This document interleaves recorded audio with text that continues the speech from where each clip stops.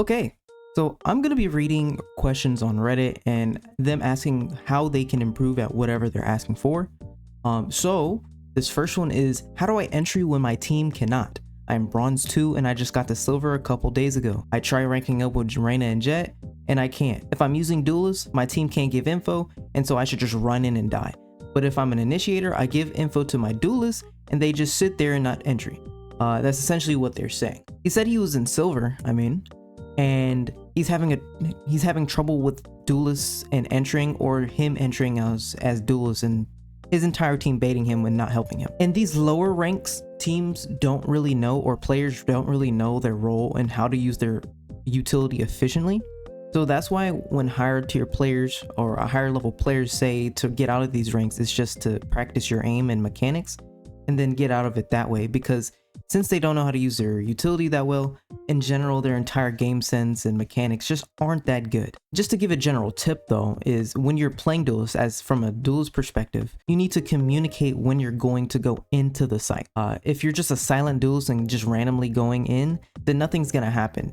The Duelist's role is the entry. It is to create space. It's to go through the enemy's defense so that your teammates can go through and trade you out, essentially. But you also need to take that first engagements. Typically, you need to win that first engagement so that round actually opens up. It's a very weird misconception where as a Duelist, you don't need to calm, or just Duelists in general and ranked don't calm a lot. But honestly, I think Duelists need to calm either the most or the second most, just because of your dynamic with your initiators, since those two are the most important roles to play on attack. Those two roles, the initiator and Duelist, need to communicate well so they can properly go into a defense. Just because defense is essentially a lot easier typically than attack, because on attack you need to be much more coordinated with what you do. You need to communicate how you're going to go in and what utility you want and where you want it to go, so you can open up the round, open up the defense, open up the site, and properly entry as a Duelist. Now from an initiator standpoint, if your Duelist isn't calming, you need to one, either try and calm to him what you're going to do so you can help him, or try and know what your Duelist does when he's entering and use your utility in a reactive way to what your Duelist is doing. So say for example your Duelist is dashing to the right side of a set. That means his first engagement is typically going to be behind the box or the right side of the box. So then as a Sova, you would want to dart towards the top right so that box is clear, so it's an easier fight for your Jet.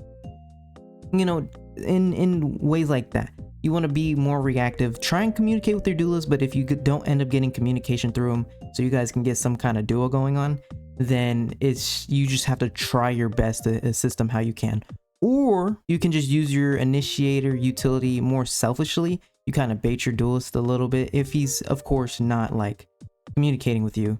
You bait your Duelist a little bit, use your utility a bit more selfishly in a way that you can trade your Duelist out properly, and it allows you to trade him much more efficiently than if he just goes out, he's not calming or anything. Now off of that, it is which Duelist to take as a beginner.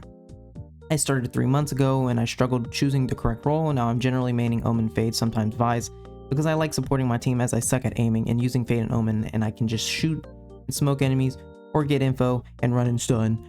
Now I want to learn about Duelists. I have Phoenix, Yoru, Raze, Reyna, ISO. I wanted to ask which agent to start learning as a Duelist.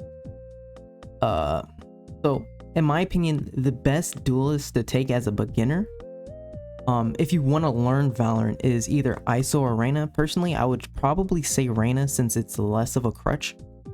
She has enough utility, and kind of like if you use your utility wrong, then you'll die. So she has some kind of punishment if you don't do the correct thing. So say for example on Reyna, you just swing an angle wide and you don't flash, then you're gonna get punished by either getting one-shotted or you end up one-shotting them.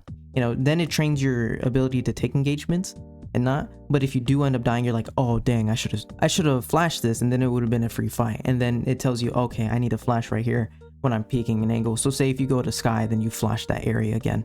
It just transfers to other roles. Or like, it also boosts your confidence a lot, which is important in Valorant.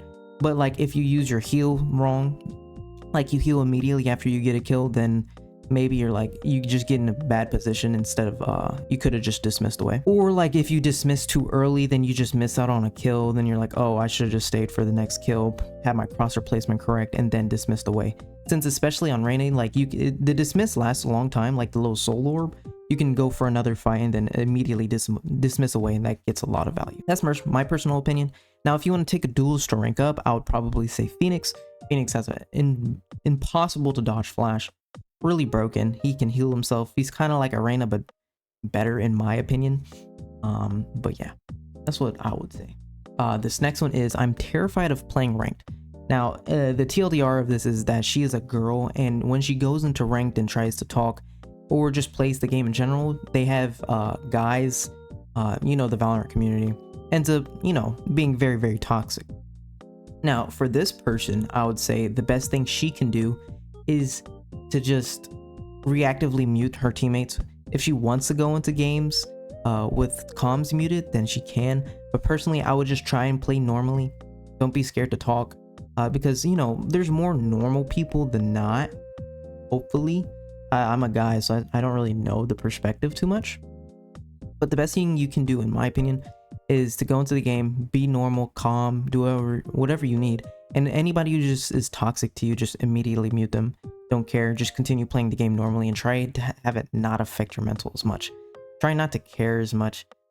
It's like more of a mental thing right here than it is a actual anything else. It's something you have to work on your own. But that's what I would say. Now, for people who are terrified of playing ranked because of like the number going up and down, your R going up and down, or just how you do in a game, then I would recommend you either make an alt account and play on that until you're around the same rank, and then, you know, flip-flop around the two accounts. Since you have two accounts in the same rank, you don't really care which one goes, which one loses, which one wins more. You know, you just play whatever account you want to use, and it just lessens the pressure on yourself. Now, this next one is, how do I rank up faster? He's coming in from CS. He was Face at level 10 and global, I guess, which is really cool. So, in my opinion, the fastest way to rank up in this game, if you have the mechanical skill, then you just lock in Duelist and absolutely take over every round in every game, just because you're get out of jail free card typically on most duelists like Jett, Yoru, Reyna, or you just have utility that efficiently lets you take fights at an advantage, like Ray satchels, all the flashes like Yoru flash, Phoenix flash, ISO shields.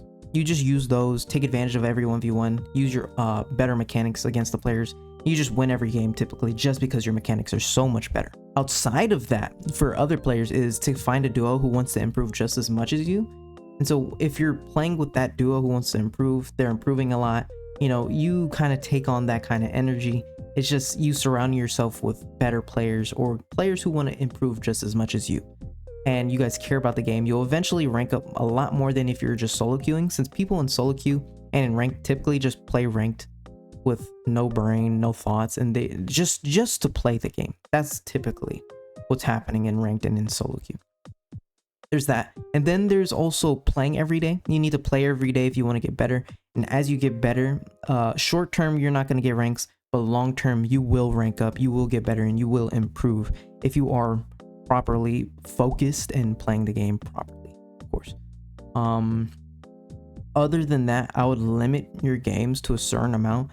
Say like 5 games a day if you have the time, 2 games if you don't, 1 game if you don't, or as much as maybe 7 to 8, which is quite a lot. That's about 4 hours of gameplay. But yeah, however many games you can play in a day, but try not to go over like double-digit games, like 20 games a day, because that is crazy. You're gonna be burnt out. That's about 10 hours of playing the game. You're gonna be really burnt out. You're not even gonna be able to properly try and think after 20 hours of playing the game, or 10 hours of playing the game in 20 games. That's crazy. Now, this last one that I'm going to go over today is crouching questions. I'm kind of new on ranked for now, and I have this question in my head. I've sometimes heard some people that say that crouching is bad sometimes and good sometimes, and all, but I don't, Jesus, man. He's essentially asking when it's good or bad, and he wants to change him spraying so much. Now, in my opinion, crouching is actually very good, typically, because it displaces your enemy crosshairs, and it's not expected most of the time since everybody's been trained to aim at head level, and when they swing and when you swing, you are aiming at head level. So if you're crouching, it kind of just displaces the crosshair, and it's really hard to hit sometimes. Now, the problem with crouching is when players immediately swing, they then insta crouch and start spraying. That is what is typically wrong. They don't try to acquire the target. They don't try to do anything. They just immediately spray towards where they think the enemy is. And that is the problem with crouching, because it makes you stationary. You're full spraying. You're not even accurate. And so the enemy, all he has to do is just one tap you.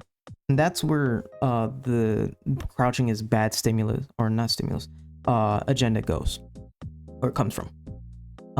But crouching is good. Players like Zek can crouch a lot. If you watch pro play, all of them crouch spray a lot. The reason they're crouching a lot is because their technique with crouching is good.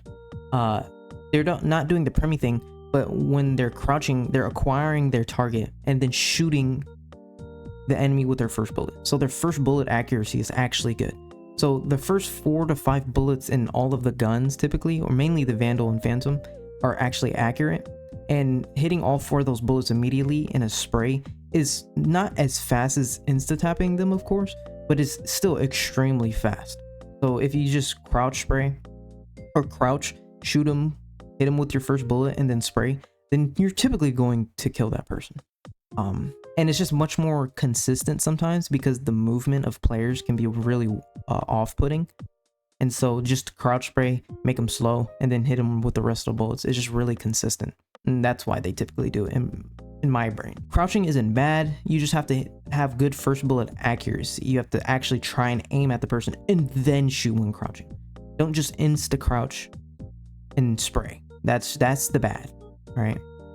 But I would recommend mainly aiming towards the head, trying to get that insta tap, since headshots are really, really easy in Valorant. But that's it for today. I'll see you tomorrow. Actually, I have a video going up. It's not Reddit questions, but yeah, I swear there's a video coming out tomorrow. This is not empty words. Please, Jesus.